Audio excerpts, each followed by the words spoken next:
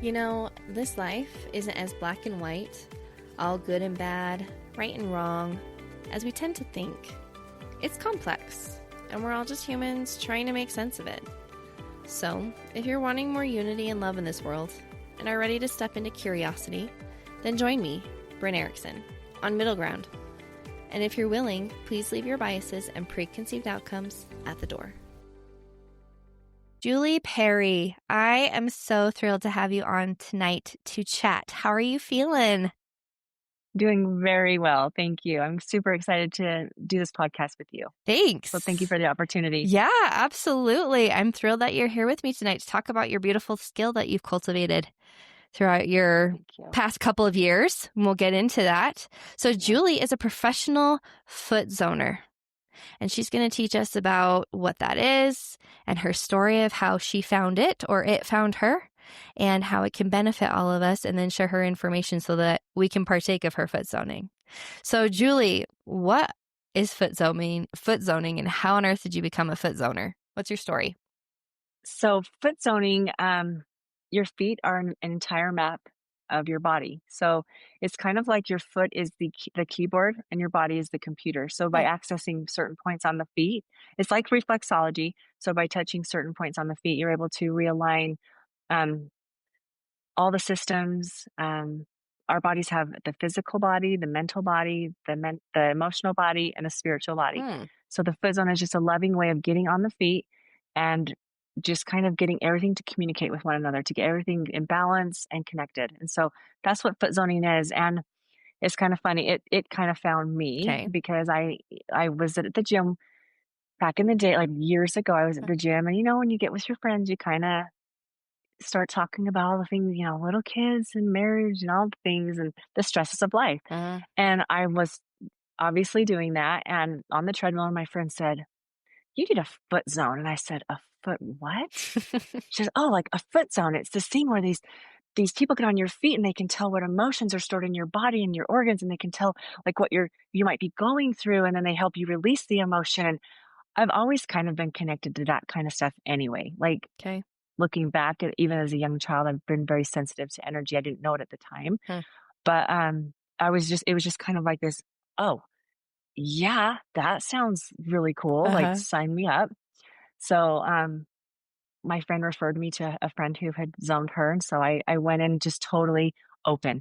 Like, I don't know what this is, but I'm willing to try it. And that's kind of how I got introduced to the foot zone, as getting it done for myself.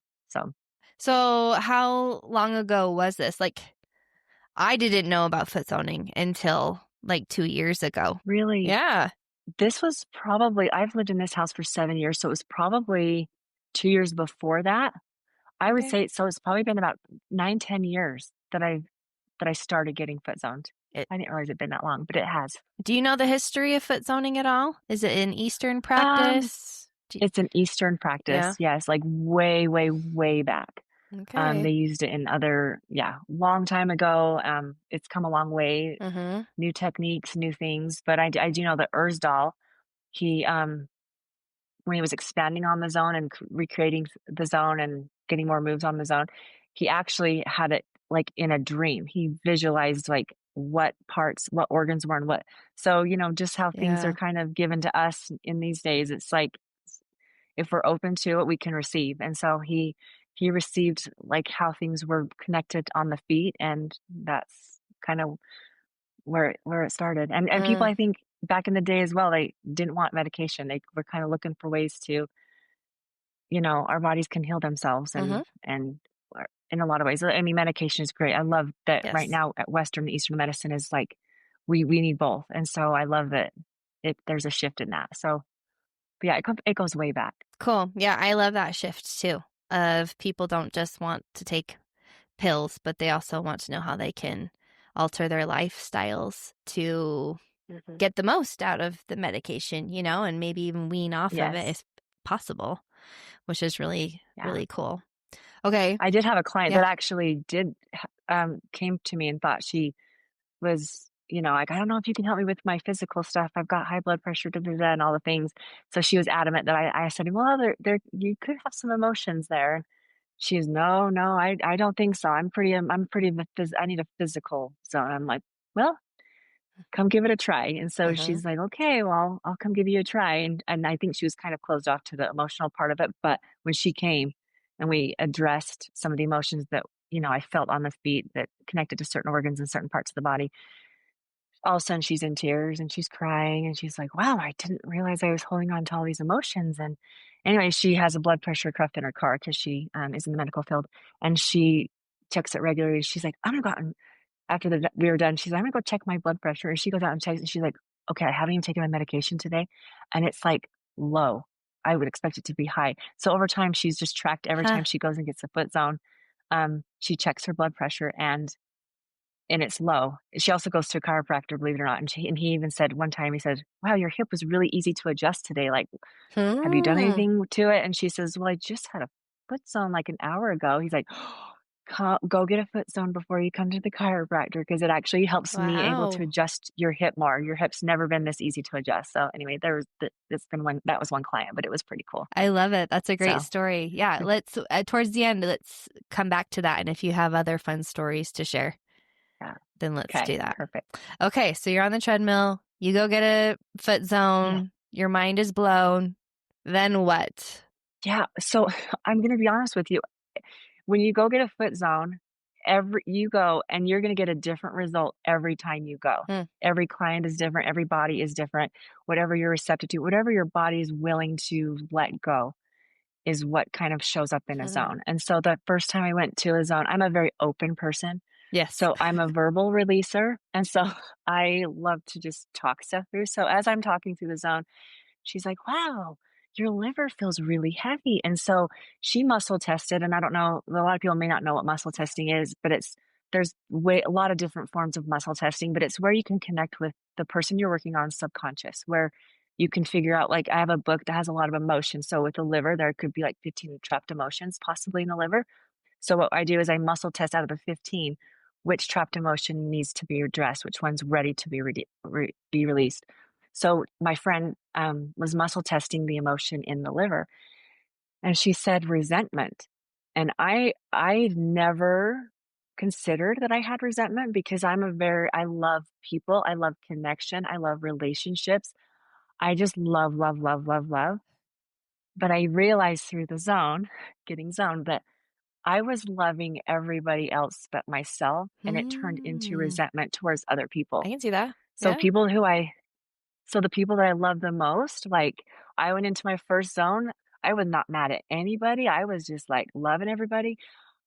The next 2 days, because your feet actually after the zone, you will still align and your body will still shift for up to 48 hours after. So the next 2 days after my zone, I was actually, like, angry, like, at certain people, and it wasn't they didn't do anything wrong to me, but I was just like, I was angry. Hmm. And it was because because I realized I was a people pleaser, that I allowed people to, I just made all my choices based on how it was making everybody else feel. So if someone needed me to do this thing, even though deep down I didn't want to do that Hmm. thing or sign up for that thing, I did it anyway. And so I thought I was happy doing that. But really what starts showing up in my foot zone was like I had some resentment because I deep down there was a part of me that was just suffocating. That Yeah. was like there was this person inside me that was like, I'm in here," and Yes. yeah, just stuck. And so I started to set boundaries. So I started getting zoned once a month. I figured that was Hmm. something that I could do for myself. I was like, well, I could go to therapy and or I could do Yes. this, but this is just as I'm talking all this through Hmm. and I'm releasing physically. It was like I was feeling physical touch, which that's one of my love languages. So I was getting touched and I was releasing and I'm like, this is perfect for me. And so yeah, I realized I had boundary issues that Hmm. yeah. Has that been helpful? Like, how have you been able to address that moving forward? Then, what did you do? Oh, boundary was tricky because when you don't have boundaries and when you are a people pleaser, you don't have a voice. You bury your own voice. And so it gets uncomfortable before it gets better. Okay. So I had to realize that I had to start making decisions based on what was best for me Mm. Because if I started going backwards and saying, okay, but if I make this choice and I stick up for myself and I say, no, this is where this ends and it's got to get better or whatever, I would start to go into my head and say, okay, well, if I make this decision, they're going to say this, this, this, and then they're going to act like this, and then it's going to make me feel bad. And da, da, da. So then I want to talk myself out of that. But then ultimately, what it comes down to is like, wait a minute, I'm sacrificing my own happiness and peace, like the inner peace that I do not feel for their happiness and peace. Like that just felt so wrong to me, like inside. So it was like, I just have to start making little choices and start cutting the little cords and start kind of setting those boundaries and knowing that it was probably going to be ugly for a minute before it got better. And over time, it's beautiful how it lays out because you start setting those boundaries, and at first it's like, "Whoa, who are you? What are you doing?" Like, because it makes them uncomfortable because they're used to how I normally react. Yeah. But then they realize, like, "Oh, this is okay. Like, she can make these decisions," but it is uncomfortable. But then you start to get this respect. I don't demand respect, but you get this sort of people go, "Oh, this is what she needs, and this is what she expects, and so I'm going to honor that, and I'm going to love her in that." And yeah, because I've always been told I was sensitive Oh. a lot, and I used to think it was a bad thing. Like, oh, you're just too sensitive because I feel real deep. And so I've had to come to terms that, like it's okay to feel stuff. It And that was is. uncomfortable for people. And that's where one of the boundaries I had to set was like, no, no, I'm going to cry this through and I need to work it Nice. through and it's okay. This is me. I love it. Oh, that's So such good work, Julie. I'm sure there are thank plenty of you. people listening that are recovering perfectionists and people pleasers too that would appreciate that. So thank you. And it You're definitely welcome. creates a lot of resentment because you don't even know who you are and you don't even know what desires are yours because you're always just Yep. catering to everyone else's. Yeah. And what's cool is the clients that come to me that have found me through way cool, like there's so many cool ways where people have found me where it's not by coincidence that they found me, but there's a lot of people who, when I first started zoning and getting clients, that kind of found me that had the same story, that I had the love it. same problem, whatever you want to call it, but the same thing they were dealing with in life with a partner or family member or whoever. And I was like, wow, I kind of knew within 10 minutes of them sitting in my chair, in their chair, that I'm like, wow, I think I know why they're here. And that's the beautiful part of being vulnerable and sharing Yes, our stories is that we're here to help other people, and God sends people our way who need our help to get through things. So I believe it. yeah. Now you mentioned emotions that are ready to be released. Why would an emotion not be ready to be released? I love that question because there's emotions that are in our body. And so if someone's going through something specific, like a hard time, Okay. and they're working through a relationship issue with mom or dad or brother or sister, husband, spouse, whoever it is. So when it's not ready to be released, it's because their body wants to hold on to it because it's protecting them. There's a reason that they're hanging on to it. Is so if I feel an emotion in the heart, sometimes I can feel like a little heart wall that's kind of building up in their heart. And sometimes it feels like it's cement. Sometimes it feels just like it's just kind of barely starting to get with brick and mortar, and so it'd be easier to knock down. Um, but if someone has been hurt deeply by someone that they love, um, they may have that little bit of a guard up, not really ready to release that sadness or the hurt that they felt. And same with grief. If you've recently lost somebody due to death, um, you're not ready to let that go. It's still serving you. Sometimes emotions serve us, but there are some times where emotions like resentment, it's like, why is that serving you?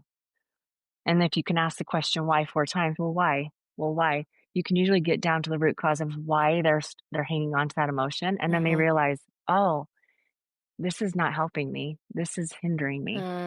So sometimes, and there's times where I'll try to help someone. I can kind of feel what sometimes when an emotion's tight and wound up, and when it's starting to loosen, when they start to talk, or when it starts to be ready to release. And if it's not ready to be released, I'll say, you know what? This might be ready next time, but you're hanging on to this for some reason. You're not letting me in, and that's okay but just consider that you might be hanging on to this for something. And so, and the awareness, and that's the beautiful thing about the zone is you give people awareness. Yes. You're not there to fix them. You're not there to heal them. I don't call myself a healer. I am not there to fix. I I just bring them what I feel Uh-huh. and what I muscle test. And sometimes I hear words that Heavenly Father wants me to say.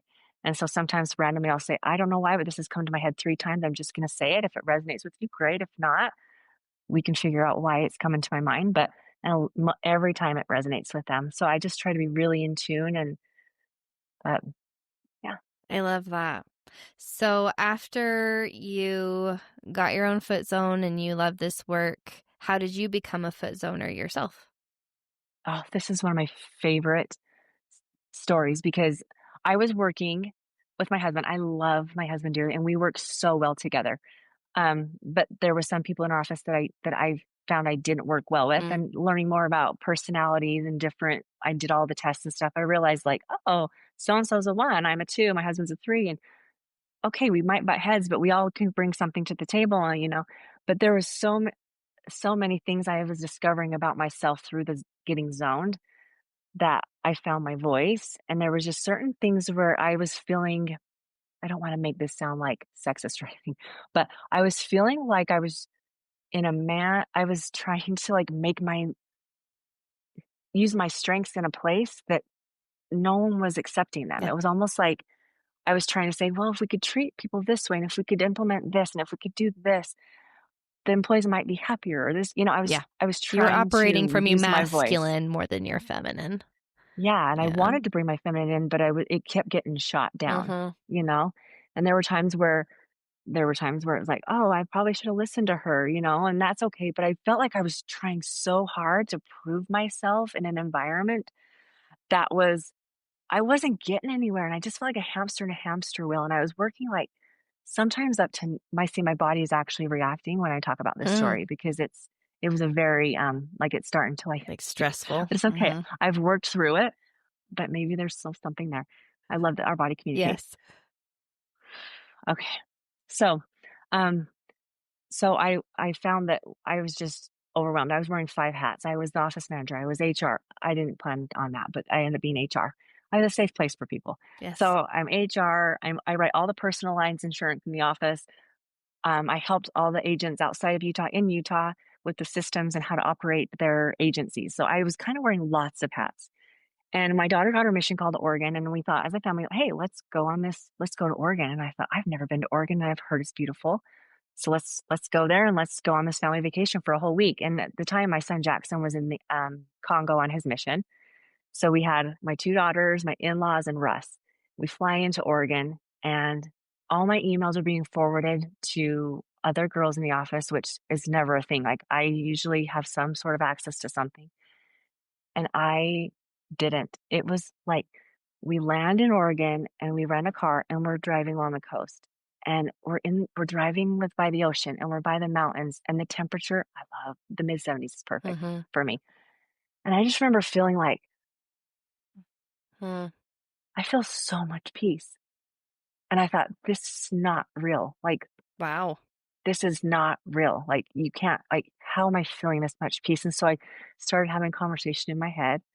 And I was like, wow, I want to feel this all the time. And of course, if you think Mm. about the devil and the angel on your shoulder, the devil, it was like, but you can't feel this much peace. You got to go back to work. If you feel peace, that means you're lazy because the only way to feel peace is to do nothing. And I'm like, no, that's not right. Mm. So this whole trip, I mean, it's kind of quiet in the car, but it was very Nice. peaceful and all my loved ones were with me. And so I found myself like having this conversation for the full vacation. Like, what? Huh. Like, I want to feel this peace forever. This is amazing. And I remember just starting to pray to Heavenly Father, just in the car. Like, Heavenly Father, I know you put me on this earth to do more than save people money on their car insurance, which is fun, but it's not that fun. There's more to life than that. Yeah. So I'm like, I know. And it was almost like a movie reel playing in my mind Hmm. of all the past things that I used to do before I started working in crazy shifts and crazy hours. Yeah. I used to check up on neighbors. I used to call my mom all the time. I would check up on my sisters. I would sign up to bake things for people who are sick in the ward. Um, I used to take care of my disabled neighbor, and all of that went away after I started working. And I loved working too, so don't get me wrong, but I started to replay all these things that I used to do, Mm-hmm. but I no longer was doing. I mean, I was dodging people at the marketplace because Ah, I was so strapped for time all the time. wow. I had no time for anything. It was like I just wanted to go home after work and do nothing. So I would see people in the store. Sorry for those of you listening who have seen me and I dodged you, but I used to dodge people in the store because I couldn't You have did another not have conversation with time. another human being. Mm-hmm. Did not have time or the energy. And so all these things started playing in my head, and I was like, "I miss that though. That's what makes me tick. That's what makes me happy. That is fuel to my gas tank. Like, that is what gets me going every day." And that part of me was dead. It was gone. And I started to mourn that. I was like, "Wow, where is she?" So I started praying to Heavenly Father. I'm like, "I know you have something more for me to do. Like, I know there is something more." And I heard it 3 times, this this thought, voice, whatever you wanna call it. It was like, "There's something for you. It's bigger than you'll know what to do with, but there's a purpose for it, and you need to get on board." It was as plain as day, like, That's and so I awesome. kinda had this excited feeling of like, "Okay, there's something," right? Yeah. So as we end our trip, we get home on a Saturday, and then there's Sunday, and then Monday's back to the daily grind. So on Sunday, I'm just praying really hard, and it was kinda one of those prayers where I was kind of demanding. It wasn't like, "Oh, Heavenly Yeah. Father." It was, "Okay, Heavenly I Father, need like, this. And yeah. yeah, Monday's coming, and it's gonna be back to the daily grind, Mm-hmm. so whatever it is you have for me, I need you to throw it in my face. I need you to throw it right in my face." And I kinda demanded. Yeah. And then I Monday comes around, and I go to work, and it's 9 to 6 o'clock, and of course, we have no groceries because we were out of town. Mm-hmm. So I went to Costco, Walmart. By the time I got home and unloaded and fixed dinner, it was like 10 o'clock at night, I think, by the time, and I was just exhausted. And we say this funny thing at my house where I'm like, "Oh, it's Groundhog's Day." It's like same thing every day. Mm, And I kinda mumbled it and then just kinda laughed about it. And, the next day, Russ was out ministering and I was home alone. Grace was her wedding, and I just happened to scroll through my phone, which I'm not a big scroller, but I was scrolling, and I know a foot zoner who, her little story bubble popped up, and I thought, "Oh, that's a beautiful picture of her." And so I just felt inclined to click on it. I was just like, "Oh, I wonder what yeah. she's up to." Mm-hmm. And it was like, "Hey, I'm teaching foot zoning. My classes start in October," which was a month away. And it was like someone lit a fire inside my body. It was like Hmm. fireworks, like, going off. It was like I literally, like, was in my kitchen, like, "Oh my gosh, I wanna do this class." I didn't realize at the time that's what it was that he was wanting me to do shortly after I did, but I was like, "Oh my gosh, like, I gotta do this." It was almost like this knowing of, Yeah. d why wouldn't I? Like, I have experience with the zone, it's changed my life. Why wouldn't I do this? And so I would talk to Russ and I would say, "Hey, Mm-hmm. there's this opportunity. I don't know if it's gonna interfere with work or not, or, the financial part of it." No, I didn't even normally I would talk myself out of all of that and be like, Yeah. "Yeah, it's just not the right time." No, I didn't. I sent Hmm. my down payment before Russ even got home. I signed the paper, sent the deposit, all the things. And Cool. when he got home, I said, "This is what I'm doing." He said, "Makes perfect sense." Like, yeah. I was like, "Awesome." And then Grace comes home and it was the cutest thing. This was the coolest one of the coolest parts about it is she gets home from her wedding that she went to, and I just said, "Grace, guess what I'm doing?" And I told her, and she's as I'm telling her, she's crying. And I'm like, "Why are you crying?" She's like, "Mom, last night when you said it was Groundhog's Day," she said, "I went down and I said a prayer specific for you because you have just always taken care of us and you've always done things for everybody else. Even working with Dad, you just always do things for everybody else. I prayed that you would find something that would make you happy and that would bring you joy." And so that was another Wow. witness. I'm like, "Okay, yeah." So that's how I Sheesh. started to go through the process of learning it. It was just this no-brainer. It was almost like this knowing, like, yeah, Mm. there was no hesitation whatsoever. No hesitation. Oh, So, that is such a good yeah. story. I can see why you Thank love it you. so much. And that Yeah. just, to me, it just proves the power of going inward and being like, who do I want to be? Like, what is missing in my life? What do I want more of in my life? And like, you were going to church amidst all the busyness, right? Which Yeah. you would think is a time for quiet and reflection, but let's be real. How often is it truly the time and place for that? At least it's not for me in my world with 3 little kids right now, as much as I would Yeah. love it to be. But it sometimes takes a lot more intention than just going to church. And even at church, you've got people that you need to talk to and connect with, and you've got callings and assignments that you need to fulfill. And it's more Yeah. just like another thing to do, like going to work and Mm-hmm. getting the groceries, right? And cooking dinner for your family. Yep. That it doesn't become a time for respite and reflection. And we need to create those moments other times than at church or in a temple or someplace like that. So I Mm-hmm. think this is a big plug for making time for quiet and reflection. Oh, if that's one thing to try to help people with, it's you have to find that time. And the stillness looks different for everybody, Yeah. right? Mm-hmm. Some people can't necessarily go and on a trip to Oregon, Yeah. but some people it's just, I just need to be in the bathroom by myself for 5 minutes. But honestly, stillness for me, I feel more in tune with the spirit, even being alone for 5 minutes, going on my walks every morning with my husband. I'm in tune with nature. I set the intention for the day. We say a prayer together. I the spirit and Heavenly Father speaks to us in so many Oh, different yeah. ways, but because I'm open to it and because I am yoked with him, Mm-hmm. I'm constantly feeling him in all things. My I'll get chills, I'll get chills in my head, lots of different things to where I'm like, I know that that's the Huh? spirit, and I just had to start recognizing it because it's all I feel like it's there. Sometimes we're not in tune to Mm-hmm. know because of all the busyness of life that we don't feel it as often, Yeah. but it's there. Yeah. So, And I'm with you. And I know a lot of other people of different faiths and beliefs would talk about that energy or those vibrations in other forms. But for you mhm, and I, we accredit it as a spirit and a guide mhm, of some sort. And I think that's what works for me and you. And I think it's pretty cool. But I do think no one is excluded. And however you choose to um, name that in, yeah. that insight that And you I have get. clients that Yeah, and I have clients that actually that don't believe in a God, Yeah. and I just it works out how it's supposed to work out. I just kind of we speak each other. I speak their language, and you know, I just talk on their level and wherever they're at, Yeah. so that I can respect where they're at because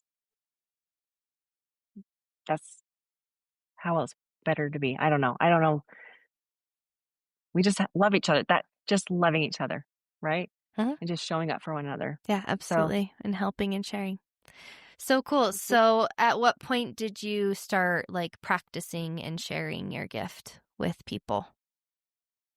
So after I learned the complete zone, the course was that I took was 7 months. Okay. And after the 5th month is when I learned the complete zone. So I started throughout that whole month, those months I was practicing on people. But once I learned the entire zone, I was able to like have clients come and charge them like a student fee. And until I graduated, that's when I started charging my full price. Uh-huh. But and starting to build up clientele. So yeah, it was probably like, yeah, 7, 8 months until when school started, about 7, 8 months was when I started building up my clientele Cool. So were and you sharing that. pretty open about telling people like, hey, you should come and get a foot zone from me?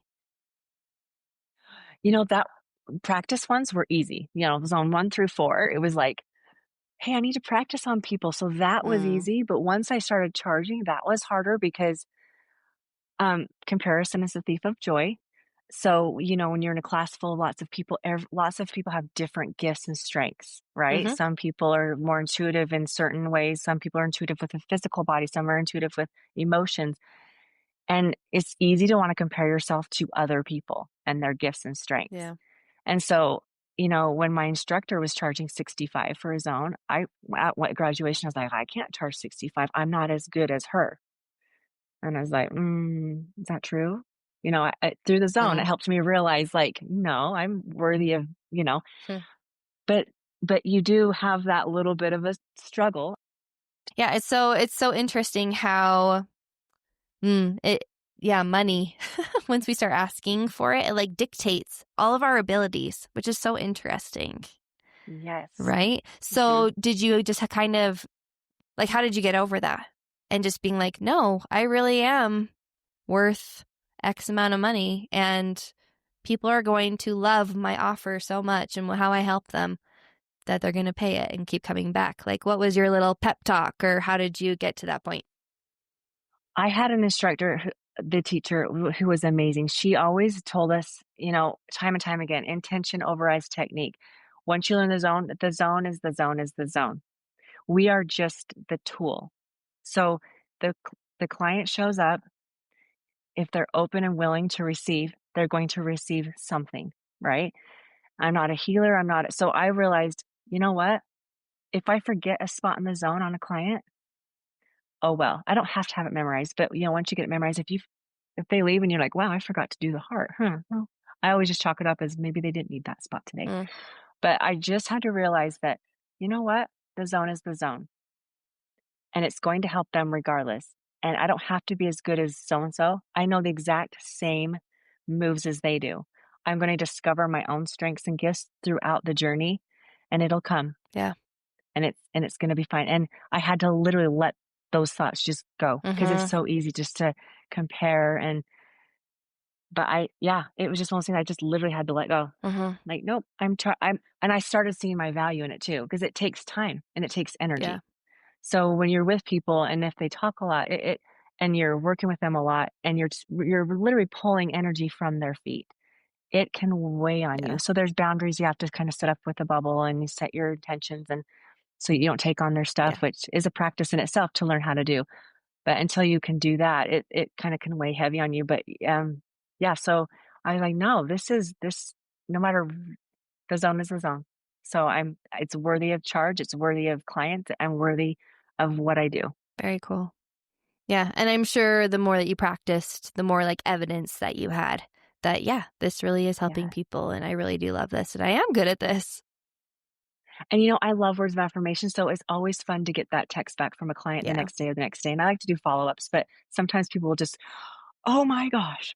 And they will tell me their miracle, tell me what Mm, they experienced. And that it just, so if I am having doubts in any way, shape, or form, that is just, oh, okay, that I'm good. That helped somebody, and the zone helped somebody.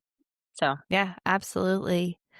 Um, can you work on people that are skeptical though and completely closed off? Can you still make a difference? yes. So I worked on a gentleman that was, I think he's close to 50 now. Mm-hmm. And he says, I'm here because my wife told me that I needed to try it. And I'm like, so what's going on? And he's like, he comes to my house and he's like, well, on Monday, I'm going to a doctor. I got shoulder pain. I got this and I got this and I got this. He told me like 7 Yeah. physical things. And I'm thinking at that point, I was more confident in my emotional zoning, which I still am. But I was like, oh boy, okay, so you're having lots of fit. So my first thought is, oh wow, there's emotional stuff here. And a lot of people can't wrap their heads around that. They think that the physical is what's happening, but whenever there's dis-ease in our body, dis-ease, it stems from emotion. Hmm. So emotions that are stored cause our physical pain. Our physical body manifests when there's dis-ease in our body. Hmm. So our body is basically saying when our knees are hurting and our hips are hurting for no reason. I mean, we didn't fall and they're just hurting. Our body is lovingly telling us, hey, pay attention to me. Something's off. Or when we're eating that food and we're hurting, or hey, thank you, body, for telling me, for warning me that this might be something that I need to be aware of. So this gentleman comes and he's thinking I'm going to tell him that there's a certain spot on his shoulder, but I was able to tell him a muscle, all the things. And I'm just like, and I didn't know this at the time. So I'm zoning him and I'm on his right foot, and that's your more masculine side Okay. where I would feel things on the client's foot for their physical self. So what their life experience is, what they're feeling. Okay. The right side is more, or excuse me, the left side is more of your spiritual feminine side. Mm-hmm. So that's where you might tend to hold things for other people. Um, Okay. so we usually start on the right foot. It's not a rule, but it's what we usually do. And so I start on his right foot and I'm feeling these things, and it was like, hey, so do you experience this? And he's like, and I didn't know that he didn't know I was an emotional zoner. I figured his wife filled him in because I zoned his wife and kids. And he's just like, I'm like, so tell me about this emotion on the liver, or whatever emotion it was. And he's like, no, nope, doesn't red. No, I don't think, nope, I don't think so. And I'm thinking, I know so though. Like it was like this is it. Like I muscles, I trust Mm-hmm. it. And he just was not open at all. Hmm. And so I was like, okay, this is one of those things that my instructor warned us about, that some people may come and they're skeptical, and they're going to receive something. So physically they're going to align somehow, but it's like an onion. You gently peel away each layer as they're ready and as it comes. Okay. And so, but I get on the left foot, and all of a sudden his whole body is just like more relaxed, and he's just kind of like this. And this happens on the left side a lot. And all of a sudden I start talking about emotions on that side that I felt. And all of a sudden he's in tears. He's like, I don't know what you're doing. He says, I don't know why I'm crying. Like, I don't ever cry. Like, no one sees me cry. I don't know what's happening here, but you're like, I'm like, it's okay. Like, it's safe. Like, you're just releasing emotions. And I said, you don't have, and people don't have to talk about stuff. Right. Like, that's one thing that I think Okay. people think about foot zoning, is they have to divulge everything, and that we can tell the future, and that we can tell like mistakes they've made and the thing. No, no, no. Mm. We just feel an emotion and we present it to you, and you take with what you want. And some people will text me days later and say, "Oh, you know that thing you told me about? I didn't think about it until now, but I know what it means now." I'm like, so Hmm. it's really cool. You just trust what you feel. But yeah, this guy started crying. But yeah, there are skeptics that come and, this is crap. I don't know. I don't believe this, but oh well, Yeah. Yeah. but they do receive a cool miracle. Like a lot of times, and I always pray with intention before people come, that they'll receive what they're ready for and what Heavenly Father Mm. wants to have them receive, and that their body will align how it's meant to align, and that I will just be the conduit to be Yeah. able to help in any way I can. But the zone is I'm just the tool. So, but yeah, there are skeptics for sure. Yeah. So I love that. And I think it's cool that people don't have to speak. We're like with therapy and counseling, like that's an integral part. Like you kind of have to do that. Whereas with foot zoning, you can kind of just be present and listen to the foot zoner and then internalize it as yeah. as a part of your session. So that's cool. I didn't realize that, but that makes sense. Yeah. And it's kind of, where I've usually a lot of my clients were very like communicated a lot to me and were open. I Yeah. remember my first client that was a female that came that wasn't talkative. Like I would Yeah. say, wow, your shoulder feels heavy. Like, and I said an emotion, she's like, oh yeah, okay, let me just relax for a minute. And so you just kind of I started paying attention, like not every client is a talker. And so I love that the zone teaches me things about people too. Like, Mm, oh, she may not verbally be comfortable talking. So she just lets me do the releasing, and she feels better. She sleeps better. So there's no wrong or right way to even zone. It's just, yeah. you literally do the moves, and they receive what they need. Hmm. It's just beautiful, and I don't ever force people to talk. Yeah. You read the room kind of in a way, right? Yeah. You read the person, and you're like, "Oh, they must not want to be a talker." Right. And sometimes it's the 4th time they're coming, and they're like, all of a sudden they're like open to talk. Yeah. So some people just have to get comfortable with you. Right. So, And when you say moves on the foot, like what could someone expect with you handling their feet? Like oh, what would that entail? How can you verbally tell the audience that? so okay. So we start with, it's kind of like we start externally and then work inwards. So like the first part of the zone, I'm basically just doing little circular motions or straight up lines. It's like it's like a massage. It's like getting a There facial you on the go. feet. Yeah. And so there's very intentional moves. Hmm. So I'm working lymphatic system of your lower body, lymphatic system from your waist up. I'm working your sinuses. I'm working your eyes, your ears, and all of those have emotions, and all of those have spiritual functions.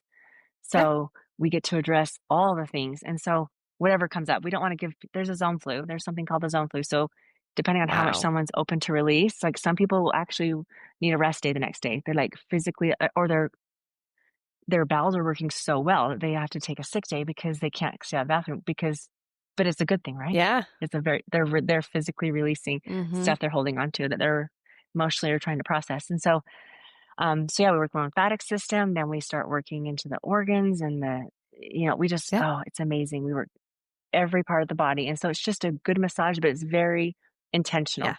Every move is intentional. It's not just, I don't just like, oh, rub. Yeah. There are certain techniques Yeah. and moves, and very relaxing. And people with ticklish feet will say, "Oh, I can't have my feet touched." And everyone who has said that is like, they're so relaxed. They're like, wow, Yeah. this is so It's different than what different. I thought. Hmm. Okay. Yeah. Awesome. And we've kind of talked about some of your obstacles that you've had to overcome with your own thought process regarding it. But is there anything else that comes to mind? Anything specific? Like obstacles. Well, I would say an obstacle for me, and it's more of a personal Okay. obstacle. But, unfortunately, not the whole world hasn't caught on to this shift that's happening with Yeah. this Eastern medicine. And so, like, for instance, I went into a rock shop when I was in Arizona, and I was so excited because I just felt like grabbing these certain rocks. And then the lady checking me out was like, "Oh, I need to cleanse your rocks before I go." And I know what that means, but a lot of people don't know what that means. So I'm excited about it. And I'm telling these people that I've met on this business trip with my husband, like, "Yeah, I'm going to cleanse my rocks." And Russell's like, "Honey, they don't know what you're talking about." Like, Yeah. and so it's almost like Uh, I like I have a small group of people that I can yeah. talk to. So it's almost like when I start talking emotions, or when my husband's like, "Oh, my shoulders," I'm like, "Well, we should probably go to the book of emotions. Let's figure this," and he's very Yes. open to it now. But at first he was just like, "Julie, Julie." So I just kind of feel like my gifts are not, they're well received to a certain audience and Yeah. a certain group of people. And that's why I love teaching the zones, because I think every house needs to have a foot zoner, and because Mm, it is just, it's such a beautiful thing. And so, yeah, that's an obstacle I'm trying to overcome. And I'm working on a client who had a double lung transplant, wow. and his team of doctors are asking him, like, you know, how he recovered so well. He's like, he's an anomaly at the University of Utah of how fast he's recovered. Like, people don't recover that fast. So it's like, "What are you doing?" And he was really scared to tell them that he had a foot zoner, because he's even scared of some pushback that he's getting from Mm, neighbors and people, like, "Oh, you believe in that stuff? That's weird." yeah. So, and he's receiving so many beautiful gifts in that zone, in the zones I give him once a week. Cool.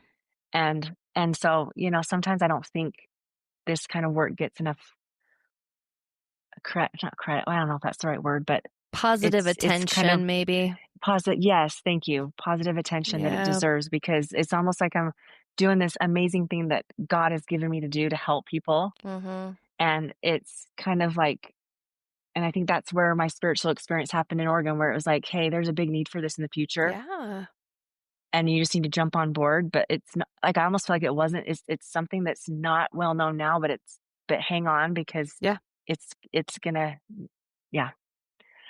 So it's just something I'm personally overcoming, the fact that not everybody knows about it. Not everyone loves to talk emotions, and not everyone like, Yeah. Well, so and talking emotions is kind of a newer thing. Like, even within my lifetime, I feel like I was born into, we don't talk about emotions. And now in my 30s, it's like, actually, we need to talk about our feelings and our thoughts. Like, maybe we should just talk about mhm. ourselves and our desires. And it's a real thing.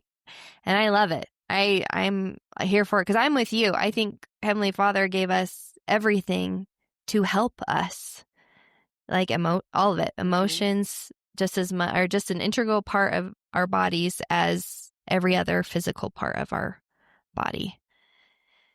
Yeah. So I'm Well, I here had a for cool it. story about that, about the emotions. Okay, let's hear it. There was a relationship that I was worried about. There was something that happened in a relationship I was in with a friend that was a big change, and I didn't know how our relationship was going to move forward with this difference in our life now. And I didn't want it to change, because I love this person dearly.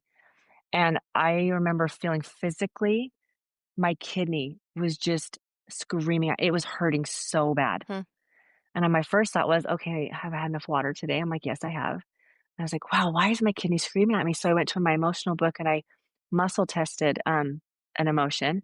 And I can't remember exactly what the emotion was, but it led me to think, oh, it was something about a relation, fear of a relationship, fear of something in a Yeah. relationship. And it was like ding, ding, ding. I knew exactly what it was. And so I worked on a release that emotion, just like, okay, I see you, I hear you, I feel you. Like, it's okay. Everything's going to be okay. We're good. Mm-hmm. Like, thank you for telling me. And it went away for a couple weeks and it came back. Hmm. So I sat with it, just literally sat on my couch for a few minutes to think, okay, why is this kidney pain back? Because kidney is where you hold fear. Hmm. fear type emotion. So I was like, what am I fearing in this? Is it that relationship that I'm fearing? Like, I thought I cleared that. Like, what? So I was still hanging on to that fear because I wasn't done with it yet. Mm, It was serving a purpose for me. Because so what I ultimately came down to the conclusion was I needed to talk to this person and I needed to verbally say, hey, I know there's this difference now. How can we navigate this relationship with this new thing? And we had the most loving conversation about how to mm, navigate. And it's like nothing has changed. And so we just set boundaries with each other, like how we can lovingly move forward with this relationship yeah, and love each other with even our differences.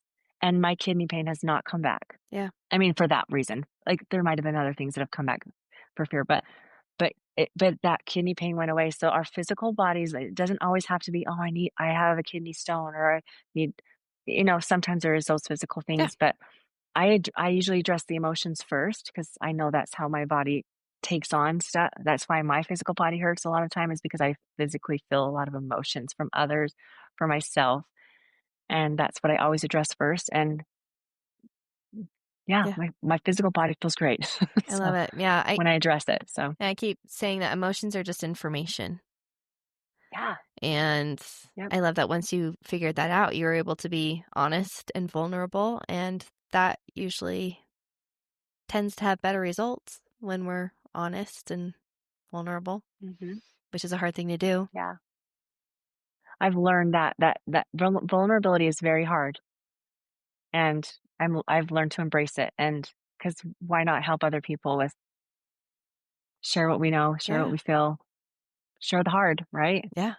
Because that's what The Christ did. realness. Ultimately, when he was on the earth, Mm-hmm. yeah, that's what he did. He sought out the people who he, and that's what a lot of empaths and people who are in energy work do, like, and in the Eastern medicine and the healing route. They they tend to see the need. They can sense the energy in a room. They can see when someone feels sad. Some people don't have that gift. And so when you see it, and that's how Christ did it, he sought out the one. He saw the ones that needed the extra love and he went after them. That was his job. That was what he did. Mm, So I figure with us being vulnerable, like we have these hard times in life and it's I've learned through all the hard. I've been through a lot of hard. And we're taught that like there's good and bad. And I've ultimately come to my own realization that, you know, I've made some choices and they were hard, mm-hmm. but I came out a way better person coming through, like working through all of it, stronger than I ever would have if I hadn't have made that choice, even though it sucked and I would never Yeah. want to go down that road again or whatever, like feel that again. So it's just we make choices and we're here to help each other through them because if life was easy and we didn't make any wrong choices, who are we here to help? Yeah. Right. And You if know? And if no one had any hard things, there would be no reason to help. So there has to yeah, be that contrast. There has to be yep. opposites in all things, whether Yes. we like it or not. Like it's an integral part, and you're going to make mistakes because that's just part of the plan. Like literally, you're Yep. meant to make mistakes. Yes. Yep. It's how we come out of those and how we, you know, what's the right word I'm looking for? It's how we can choose to let it hinder us or help us Grow. Mm-hmm. and grow. So it's our choice. It's a choice. So Absolutely. and there's people all along the way to help us work through it. We're not alone ever, ever, ever alone. Right. And I'm team helper. Like, how can I help? How can I support? How can I love? Yes. How can I lift? I think it's more Yes. fun that way. And I feel that from you. I really do all the time. I'm like, you've loved to, I just feel that from you. Oh, you're Yeah. so sweet, In a Julie. genuine way, So, You're so sweet. I yeah. do love it. Well, thank Have you. you gotten much criticism from people regarding foot zoning? Um, Not to my Oh, face, that's but, good. but yeah, but maybe oh, you're doing what Julie does? Like, oh, that's crazy. Or, Mm, but no, not any criticism, but sometimes like I'll get a little made fun of, like, even by family sometimes, like when I'm pulling oils and Jackson's just kind of rolling his eyes, like, whatever. I'm like, whatever, Jackson, whatever. And so, what I've learned through that when people are skeptical and when there's a little bit of like, what are you doing? mm-hmm. I'm like, you know what? they just don't know yet. Like, they just don't know. And one day they'll receive their miracle, one day they'll understand it, but I'm so confident in it and how it helps people that it's just a matter of time. It's like, it doesn't even ruffle my feathers because Mm, I know the importance of it and what it does for people. I mean, so I just think, well, they'll have their time while they understand it, but it's cool. okay if they don't. Yeah. Like, it says nothing about me. Oh, good. Good. So, Good. yeah. And then have you ever come up with like anything regarding religion and your gift? Has it ever Um, gotten complicated or no? no, I mean, I've just had a couple clients that have come that will say, "Oh, I've either left the church or I don't believe in a God," and they know that I'm religious, and so I just Okay. honor them where they're at, and so I don't ever push anything, and I'll say higher power or whatever they like to refer to. Uh-huh. Um, but yeah, I've never had any. Yeah, I don't think I've ever. I'm trying to think if I have. And no, but you know how it's kind of like woo-woo-y?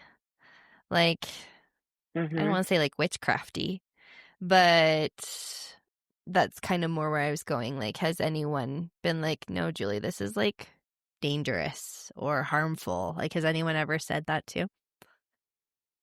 No, not in my circle of. Okay. I know, so there's other schools that kind of operate on that where they think, oh, it can hurt people or Mm, you don't zone people after a surgery and stuff like that.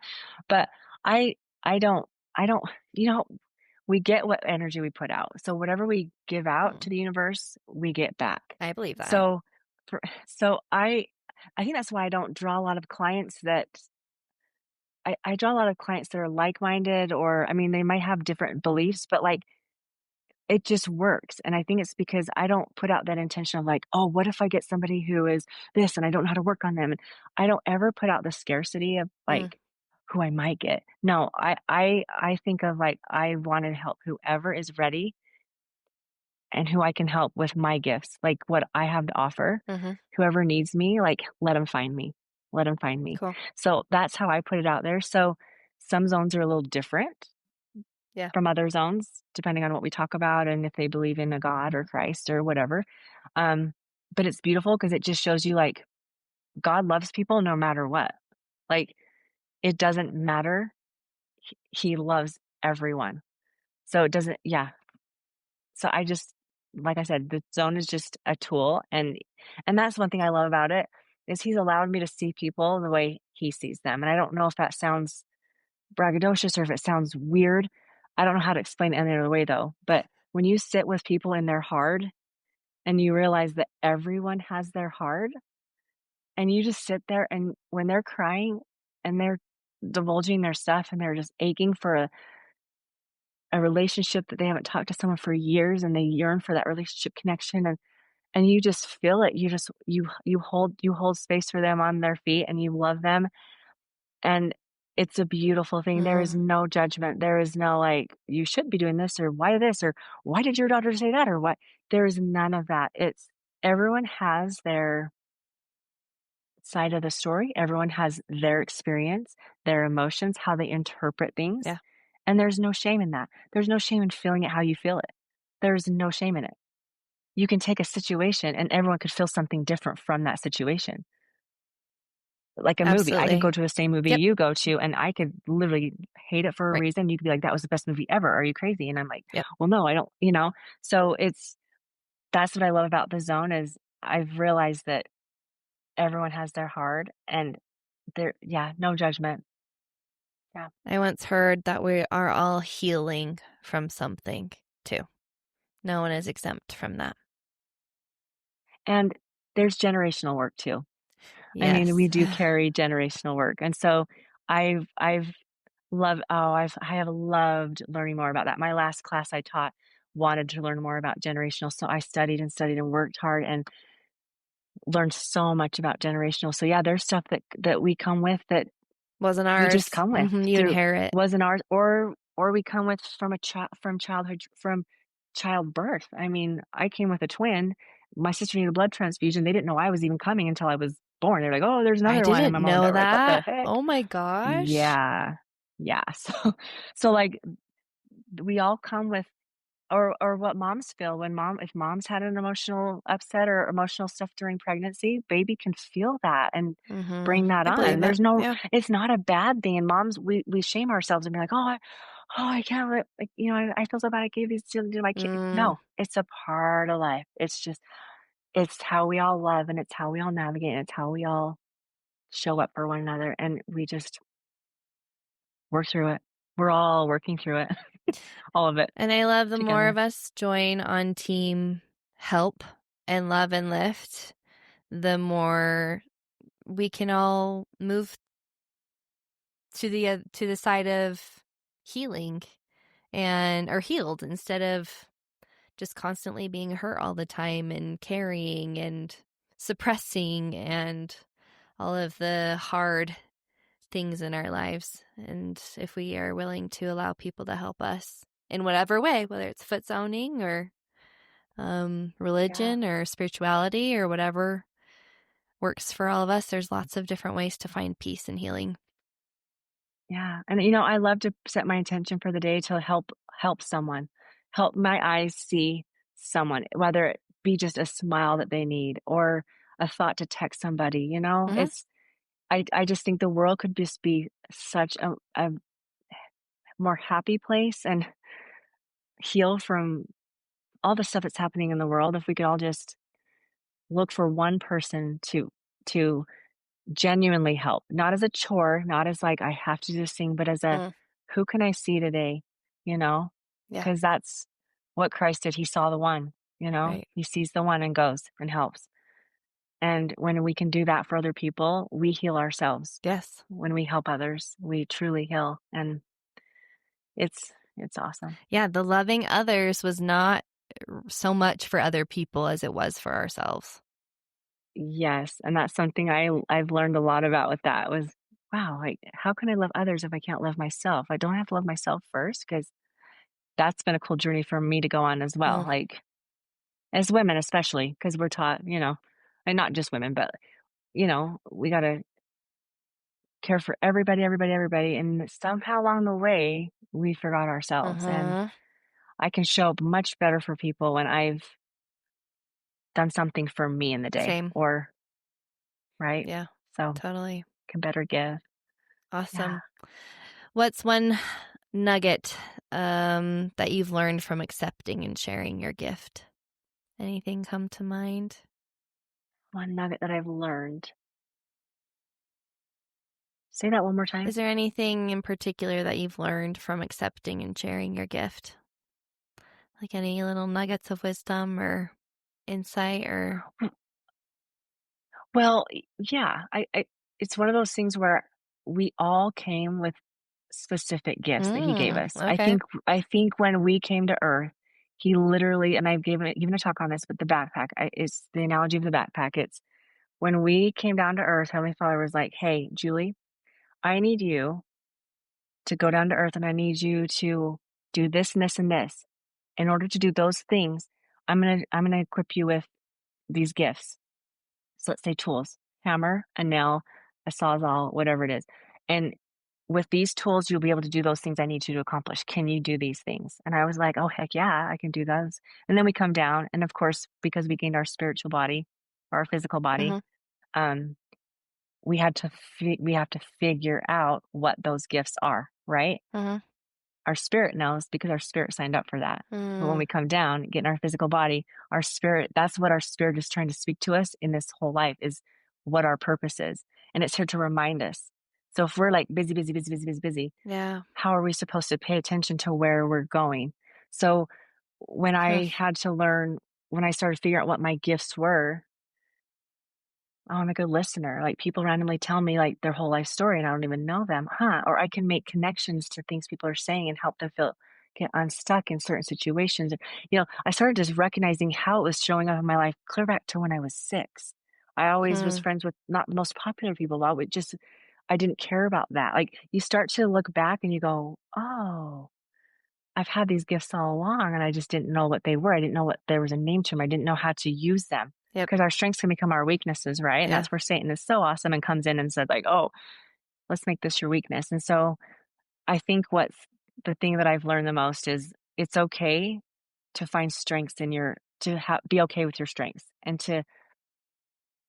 because sometimes I think we put some negative thoughts behind, oh, well, I'm good at this, or I'm good at this, or I'm naturally good at this, right? Mm-hmm. But I've learned that no, in order for me to be who he wants me to be and to help people, Mm-hmm. I have to be okay with saying, no, I'm okay. I can do this. This is where I'm strong. This Mm. is where I can show up and I can use my gifts and my strengths because that's what I'm here to help do. Yeah. Right.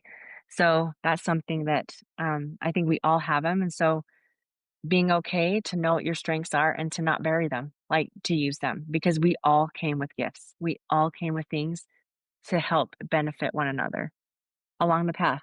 And, when you think about marriage, I don't know who I don't I can't I have not talked to one married couple who are like, "Oh, I'm the same too, and I like this and I like this." No. Like a lot of the times we're opposites from our spouses. Like Mm-hmm. there are so many differences, right? Yeah. And that's the beautiful thing about marriage is my husband has taught me so much and his strengths are things that weren't my strengths and my strengths I've helped him Yeah. see those. And so that's where we come together and we've taught each other. And that's what relationships, not just marriages, but relationships all about. It's, hey, I am good. I am okay. I'm good at this. I've navigated this. This is something I'm good at. Let me help you with this. Mm-hmm. So being okay with who we are and being confident in it That was very to help. wise. Thank you, Julie. You're welcome. Okay, before we wrap up, because this is the fastest hour I've ever spent on any podcast. It's just blown by. This has been so fun. I know. I kept looking at the time like I could talk for 5 more hours. We just chat so much. I love it. Is Love there it. one more favorite story you want to share? Or have we shared enough? Yes. Yeah, there's one. Okay, let's hear it. Well, there is one. Um, I always try to think, how can I make a long story short? But I had a client get referred to me and she came to my house and she put on that face of like, I'm good. Like she was the sweetest lady. And I could see her eyes were sunken in and I could just tell, I'm like, she's not okay. And as she sat in my chair, um, I was on her feet and she was very just tender and soft and her feet were just aching and she's starting to talk to me about things and my daughter Grace, that's another story, but we found out she's an empath. And so she takes on a lot and her organs and her physical body take on a lot because she naturally absorbs things in a room, didn't even That's what it realize it. means to be an So she's empath, is you take on other people's emotions. Yes, and you feel it. You don't just take it, you feel it as if they felt it. So if it affects 5 people, you feel it the way you imagine it how every Mm-hmm. person in that room has felt that situation. Yeah. So this girl as she's sitting in my chair, she's telling me that she's gone to doctor after doctor after doctor, and they keep trying to tell her that there's something wrong with her, but they don't know what it is. Mm, She's had 2 doctors tell her that, "Hey, are you sure this isn't just in your head?" This woman has 4 kids from age 8 down to she just barely had one about a month ago. So when I zoned her a year ago, she came to me in desperation. She was physically throwing up almost every day, a few times. oh She could my only eat gosh. like 5 foods. Her kids were like, "Mommy, can you not come to church? Mommy, can you come to this thing? Sweetie, mommy's really sick." So whether throwing up, diarrhea, no energy. I mean, she was just thin and you could just tell she was frail. She worked in the medical field at the time. And she was just and so I knowing what my daughter went through, you start to get clients that you've experienced things and made connections to things, and Hmm. then all of a sudden, someone finds you that needs you that That's anyway, very so cool. Okay. as she's sitting there, I said, "Hey, have you considered that that you could be an empath?" And all of a sudden, she just broke down in tears. She's like, "Oh, yes, that resonates with me. Yes, I think yes, that makes sense, and she's in the medical field, so she knows anyway, it was beautiful to watch her just, like, all of a sudden just, "Oh," and it wasn't like I labeled her, I just said, "Hey, with these doctors telling you there's nothing wrong with you," and I said, "I believe you that you feel like crap. I believe you that you don't feel good." And it resonated with her, and it was almost like it gave her body permission to go, "Oh, I can let this go." Like, Mm-hmm. I'm not just making this up, but what if I do feel deep? I mean, she's a nurse. She feels everything. She's like, this makes sense to me. So I started just talking to her more about empaths and things that I'd read and Grace's experience. And she was like, yes. And as I'm talking to her right before she leaves, I mentioned that I taught foot zoning, and she actually signed up for my course that was starting in 4 months. And she learned how to do the zone. But I will tell you, the next day after her zone, she texted me the most amazing text. Well, it was 2 days later. She goes, "Julie, I have all of a sudden craving bread. I'm craving dairy." She goes, "I haven't thrown up. I have so much energy." She listed, like, I actually posted Wow. a story, like, it was a year ago, but it was one of the coolest, texts I'd ever gotten because this woman was physically drained, Yeah, she was exhausted, like her suffering. body Yeah. suffering. Oh, and clear up till she just got pregnant at 9 months ago and had a baby, but up until so it'd been, like, 8 months, she had not had those symptoms come back. All through the foot zoning course, she would say, "Yep, Mm, I physically feel good. I can eat." So, the there you zone, go. it was amazing for her just to experience that, like, I love it. "I'm okay," and Yeah. her body released, and when she left, her physical face looked I don't know how I've never seen this in a zone before, only her, but she physically looked different Wow. in her face, like a light had just been switched back on. And there was hope. I don't know how to explain it other than that, Mm, but her the gauntness under her eyes had gone yeah. away, and she looked I was kind of just staring at her like, "Sorry I'm staring at you, but you look different to me." Like, you just and she just said, "I filled with so much hope." And I was like, "That's what I'm seeing." Wow. So, there's so many cool stories, like, every zone is different. Like, Yeah. if you go in thinking that every zone's the same or that you're able "Oh, I can help you because I helped this person." No, Yeah. you're not you I don't profess to fix, I don't diagnose, I do the zone, and whatever shows up, shows up. Bodies are so cool. It's awesome. And the body head heart connection, like it's so real. That And the heart and the brain is what I'm working on for my next course. Like, I feel so called to work on the connection cool. from the heart to the brain because, That'll be yes, that's powerful. what I'm working on for my October course, so Awesome. Well, on that note, then, Julie, you teach foot zoning, right? Yeah. Will you Huh? briefly share with us a little bit about that for anyone that's interested? Yes. So it's a 7-month course, and I didn't realize I was gonna teach until one day I was in a class and I was like, "Oh, I think I could do this." And I was like, "Wait, no, what?" And it just happened. It was like Heavenly Father just plants those little thoughts, and if you entertain them and if you just keep them there when the time is right and anyway, I just wanted everyone to be a zoner. I feel like everyone should be a zoner. It's okay. Love Not it. everyone, it's not for everybody. But yes, this is my 4th class starting, but I start every October and there's graduation in May and there's 5 parts to the zone. I teach the same curriculum as my friend Heidi McKay. She has her own school called the Foot Zoning School. Hmm. So I use all of her material, but have my own school. And I have my own lectures and own things that I teach about. We teach about chakras, how to muscle test. We talk about um, emotions, how to process them, how to name them, generational stuff. We talk about the heart, the brain. Um, oh, there's so much grounding, how to protect yourself in a zone. There's so much. So over 7 months, you learn the entire zone and all the extra nuggets of Hmm. information and lectures. And you think you're learning the zone, which you are learning the zone in the course. But I didn't realize when I went through the course, and that's what I want for my students as well as my same experience. But I I left a new person. Like, I healed through the process of the class, Yeah, I imagine and it's a so. beautiful thing. So, yeah, I teach, and so my next course is starting in October, and yeah, it's awesome. It's Cool. doable. It's once a month. It's a Friday and a Saturday once a month. So Yeah. it's, like, totally doable. It's a full day Friday and a half day Saturday once a month. Awesome. So And if people want to reach out to you with more information or for a foot zoning session, where can they find you or contact you?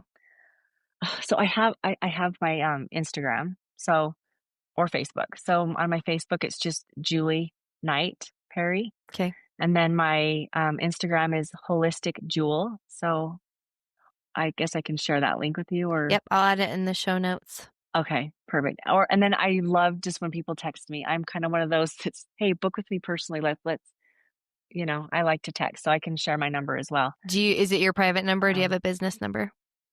no, it's my private number, Okay. but Would you be comfortable and I'm adding okay that with in the that. show notes too?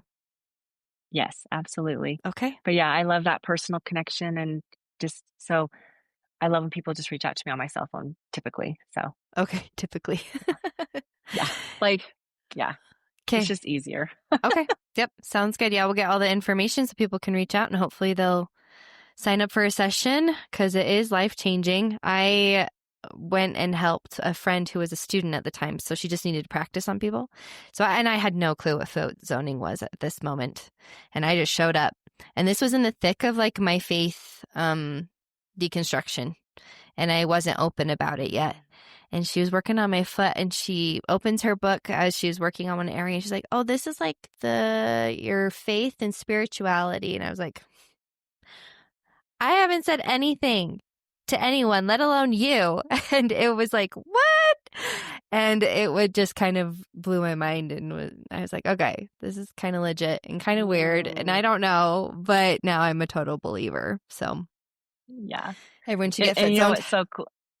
Yes, and everyone, I have 2 zoners that I go to, sometimes 3, depending on what I need. Everyone has different gifts in the zone, so Yeah. I love that people go to me and other people. Like, you Yeah. get what you need, and I don't I don't know. There's a zoner for everybody, and Mm-hmm. it's just amazing. So I love that you had that experience. Thanks. That's awesome. Yep. I'm You're promoting it. welcome. It's awesome. So thank you, Thank Julie, for you. sharing your gift with the You're world and welcome. informing us tonight on what we can add to our lives and so much beautiful wisdom. You're the best. Well, thank you for your work that you're doing. I love that you're getting your voice out there and sharing. I love this. This is perfect. Oh, So you're thank so you. sweet. Thanks, Julie. Have a good night. You're welcome. You too. Bye-bye. Before you go, if this episode resonated with you, or perhaps someone came to mind that you could share it with, if you wouldn't mind sharing, that would be amazing.